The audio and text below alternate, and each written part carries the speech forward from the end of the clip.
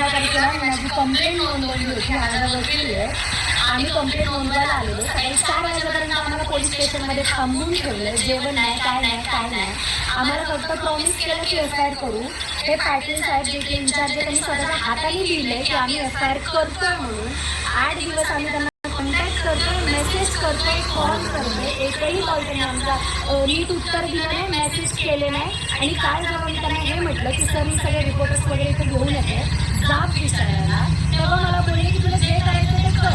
आज आम्ही इथं आलोय, एकही पोलीस इथे आतमध्ये नाही आहे. पहिलंच असं पोलीस स्टेशन आहे जिथे एकही पोलीस नाही आहे. पोलीस वाऱ्यावरती सोडून गेलेले आहेत. आणि जेव्हा जाब विचारला एकही माणूस बाहेर आलेला नाही. विकले गेले ते सगळे, पैसे घेतले, ज्या माणसांकडून घेतले त्यांचे आम्हाला फोन येतात की पोलीस फोन करतात. कमीत कमी लोक असे निवडाचे गद्दार होणार नाही आहेत. तुम्ही ज्या लोकांना फोन करताय ते आम्हाला फोन करतात की त्यांचे फोन आले ते म्हणून. रिपोर्टर्स विकले गेले, ते इथले पोलीस प्रशासन विकलं गेलेलं आहे. ज्या लोकांवरती आम्ही विश्वास ठेवतो ना की आमची कंप्लेंट घ्या, ते लोक इथे विकले गेलेले आहेत. एकाने सुद्धा आम्हाला जाब दिलेला नाही. 8 दिवस कंटिन्यू, 8 दिवस आमची फक्त एक FIR घेत नाहीये. इतका अत्याचार सहन करते या संविधानिक देशामध्ये राहून सुद्धा. जर आमच्यासारख्या माणसांवरती असं होत असेल, सर्वसामान्य माणसांनी जीव द्यायचा का? हे तुमच्यासाठी आहे, तुमचे डोळे उघडण्यासाठी आहे की हे पब्लिक सर्वंट आहे, त्यांनी आपल्यासाठी काम केलं पाहिजे. आणि हा आपला मूलभूत अधिकार आहे इथं FIR नोंदवायचा. त्यांच्यावरती नसतं ते की घ्यायचा आहे गुन्हा की नाही घ्यायचा. माझ्यावर अन्याय झालाय, मी अन्यायाला वाचा फोडायला इथं आले, तर त्यांचं काम आहे इथं त्यांनी रिपोर्ट नोंदवायचे. त्यांनी 8 दिवस आमचे रिपोर्ट घेतलेले नाही. 8 दिवस याचा जबाबदार कोण आहे? महाराष्ट्र प्रशासनच आहे ना. त्यांनी उत्तर द्यावं. तर माझा वकील आहे, त्यांना विचारा की ती परिस्थिती आतमध्ये काय. आता ॲक्च्युली हे प्रथमतः अशा प्रकारचा अनुभव हा खरंच आपण बोलतो की पोलीस प्रशासन रात्रंदिवस हे सर्वसामान्यांसाठी उपलब्ध आहे. परंतु आज आम्हाला इथे येऊन जवळजवळ 3 तास झालेले आहेत. पण या 3 तासामध्ये इथे कुठलेही अधिकारी अवेलेबल नाही आहे. जे 2-3 अधिकारी आम्हाला भेटले ते सुद्धा पळून गेलेले असतात का, तेही आमच्या मागच्या दाराने पळून गेले. अशा लोकांनी वर्द्या काढाव्या आणि जे पोरं रानांगणात पळतात ना खुल्या पायांनी, त्यांना वर्द्या द्या. ज्यांना देशासाठी मरायचे, आमच्यासाठी काम करायचे, या देशातल्या लोकांसाठी काम करायचे. अशा लोकांच्या अंगावरती वर्द्या सूट नाही करत. योग्य माणूस निवडा स्वतःसाठी आणि स्वतःसाठी उभे राहा. अन्यायाविरुद्ध वाचा फोडलीच पाहिजे, नाही तर गुलामगिरीत चालले जाल तुम्ही. त्याच्यानंतर आम्ही ज्या पण काही इतर कायदेशीर कारवाई आहेत, म्हणजे आम्ही कंट्रोलला वगैरे पण फोन केला, तिथूनही आम्हाला समाधानकारक उत्तर मिळालं नाही. कंट्रोलवरून आपण फोन केल्यानंतर आपल्याला एक कंप्लेंट नंबर मिळतो.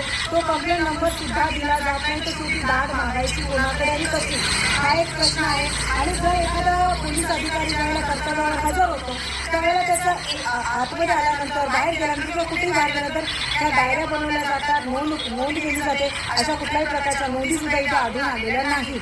आता एक आहे की आपण सुप्रीम कोर्टच्या ऑर्डरनुसार आपण व्हिडिओ शूटिंग वगैरे करू शकतो, पोलीस स्टेशनमध्ये लाईव्ह वगैरे घेऊ शकतो. त्याचा आम्ही आधार घेतला, त्या अधिकाऱ्याचा आम्ही आधार घेऊन आम्ही लाईव्ह वगैरे इथे घेतलेला आहे. हा सगळा प्रकार आम्ही शूट करून हा लोकांपर्यंत मांडण्याचा याच्यावरच प्रयत्न करत असतो. आम्ही सेलिब्रेट आहे, परंतु जर अन्याय झाला आणि अन्याय करणारा हा फक्त आणि फक्त मोठा प्रतिष्ठित आहे, त्याचा काही न्याय मिळणार नाही का, तर हे चुकीचं आहे. जर आपण म्हणतो की बहुजन हित आहे, बहुजन सुख आहे, तर मग ही बहुजन समाजातली एक तरुण मुलगी आहे, 300 किलोमीटरवरून इकडे येत आहे न्याय मागण्यासाठी. आणि इथे हे पोलीस प्रशासन, पोलीस स्टेशनमध्ये सगळे लोक गायब होत आहेत. तर हे कुठे आहेत? यांना कंट्रोल रूममध्ये पण आम्ही कंट्रोलच्या माध्यमातून सुद्धा कॉल करून आम्ही त्यांचा शोध घेण्याचा प्रयत्न केला, पण कुठेही आम्हाला काही उपलब्ध झालेले नाही. आणि ही माझ्यासाठीची लढाई नाही आहे, ही सगळ्यांसाठीची आहे. ही माझ्यासोबत नाही घडते. बोलतात सुद्धा असे रस्ता अतिरिक्त आपण एज्युकेटेड लोकांसारखं वागवत सुद्धा नाही. हे लोक आरेपिरेची भाषा करणारे हे आपल्याला शिकवतात. 3-3, 4-4 स्टार लागले त्या खांद्यावरती, पण येणारा जो तक्रारदार असतो त्याच्यासोबत बोलायचा सेन्स नाही या लोकांना. आणि ह्यांच्यावरती आपण निर्भर आहोत. त्यांना सांगा जरा समजावून की आम्ही तक्रारदार आहे, आमच्यावरती जेव्हा अन्याय होतो ना तेव्हा आम्ही तुमच्याकडे आशेने बघतो आणि तुम्हीच पळून जाताय पोलीस स्टेशनमधून. आज या पीडित मुलीनं ज्यावेळेला तक्रार अर्ज दिल्यानंतर तो दुसऱ्या दिवशी एका तपास अधिकाऱ्याकडे वर्ग होतो. तर आम्ही त्या हा तक्रार अर्जाचा कुठल्या तपास अधिकाऱ्याला वर्ग झालेला आहे चौकशी करता त्याचं नाव विचारलं. त्याचं नाव आम्हाला सांगण्यात आलं. परंतु ज्यावेळेला एखादा तक्रार अर्ज एखाद्या पोलीस अधिकाऱ्याकडे वर्ग केला जातो तर प्रथम त्याचं कर्तव्य असतं की त्या तक्रारदाराला एक संरक्षण देणं, त्याला धीर देणं. ते सुद्धा साधकांना तपास अधिकाऱ्यांनी न करता शिवाय तिला साधा आज एक आठवडा झाला तिला साधा जबाबासाठी सुद्धा तिला बोलवलं नाही. मग कुठल्या प्रकारची चौकशी करत आहेत, काय करत आहेत आणि पोलीस स्टेशनमध्ये अशा पद्धतीची वागणूक हे कुठल्या कायद्याच्या अंतर्गत येतं? कुठला एक सर्वसामान्य व्यक्ती कसा काय न्याय मिळवण्यासाठी लढू शकतो? ऑफकोर्स ही लढाई खूप मोठी आहे. ही लढाई आपल्या सर्वांची आहे. या लढाई विजयाची नाही, ही लढाई आमची नाही, तुमची, आपल्या सर्वांची आहे. आपल्याला सर्वांनी मिळून लढायची आहे. आणि ही लढाई प्रस्थापितांच्या विरोधात गरिबांची हे लक्षात ठेवा. तिला जातीची नाही, तिला पंथाची नाही, तिला धर्माची नाही, प्रस्थापितांच्या विरोधात ज्यांच्याकडे जास्त पैसा झाला आणि पैशाने मॅटर दाबतात ना त्यांच्या विरोधात या गरिबांची लढाई. आणि माझ्यासोबत तुम्ही उभं राहिलं नाही तरी चालेल, या सगळ्यांच्या विरोधात उभी राहणार. तर चला पाहूया आपण की हे गोरेगाव पोलीस स्टेशन आहे. मला तो पाठीमागे जाऊन पहिल्यांदा ते बोर्डचं पण नाही.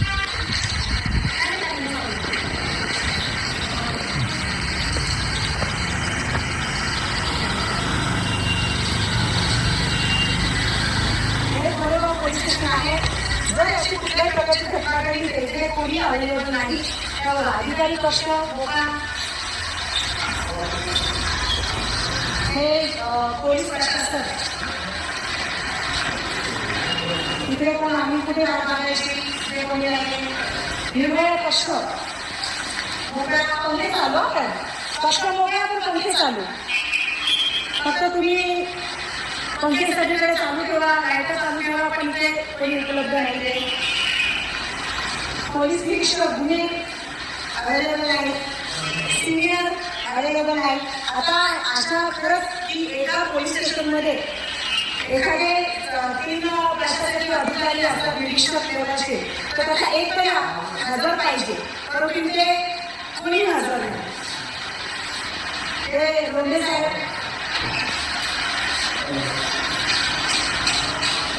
पंखा चालू. लोंढे साहेब नाही आहेत पण पंखा चालू आहे. लोंढे साहेब नाही आहेत पण पंखा चालू आहे. प्रत्येक केंद्रामध्ये अधिकारी उपलब्ध आहे पण पंखे नाही सगळ्यांचे चालू आहे. आणि राज्यात आम्हाला बघून तो मागचा डोळ्याने दिसतोय, तो मागचा डोळ्याने पळून गेले, इथून गेलेले. हे बघा कोणी नाही. हे आग्रह वेगळं पोलीस स्टेशन आहे. Goregaon police station. त्या पोलीस स्टेशनमध्ये कोणीच अधिकारी नाही. ते ड्युटी ऑफिसर आहेत. 2 अधिकारी झालेले आहेत. सर सिनियर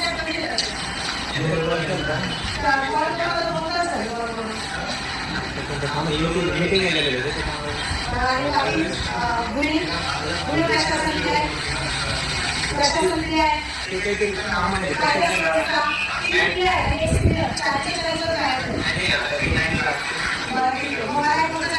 चार प्लेयर आहे आपल्या पोलीस स्टेशनमध्ये. 4 लोक नाही चालतं का असं? तुम्हाला माहीत आहे का? तुमच्या लोकांना कोण आहे? 4 प्लेयर आपल्या पोलीस स्टेशनला आहे. बरोबर. तर ते मीटिंगसाठी गेले. बरं असं चालतं का? सांगा मी माझ्यासाठी मुली पुण्यावरून जेव्हा येते आणि तुमच्या आम्हाला पाहायचं तुम्ही कशासाठी तुम्ही जरा काय सांगता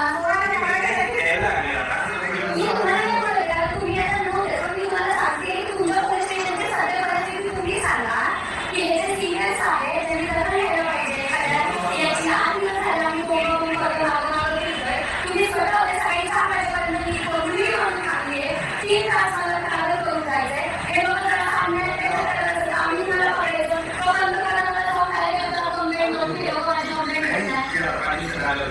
अहो पाटील साहेब येतात ना की पाटील साहेब स्वतः लिहून दिलंय पण पाटील साहेब येतात कुठं? पाटील साहेब मला सगळं सांगितलं तुला जे करायचं ते कर. म्हणजे प्रस्थापितांचा हात असं नाही डोक्यावरती म्हणून तर पाटील सर डायरेक्ट बोलले तुला काय करायचं ते कर.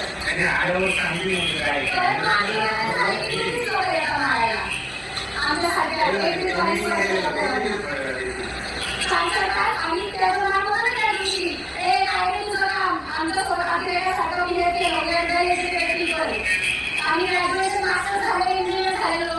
ही पद्धत आहे पोलिसांची आमच्याकडे बोलण्याची. हा?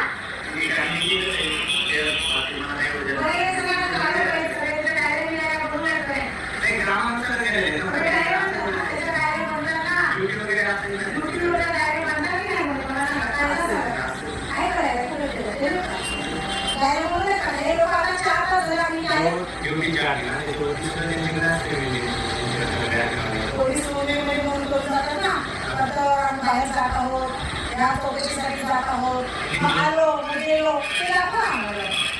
काय करायचं? आणि हे बघा ठीक आहे, तोच आहे बघा. ठीक आहे, नाही, ठीक आहे. आणि नाही,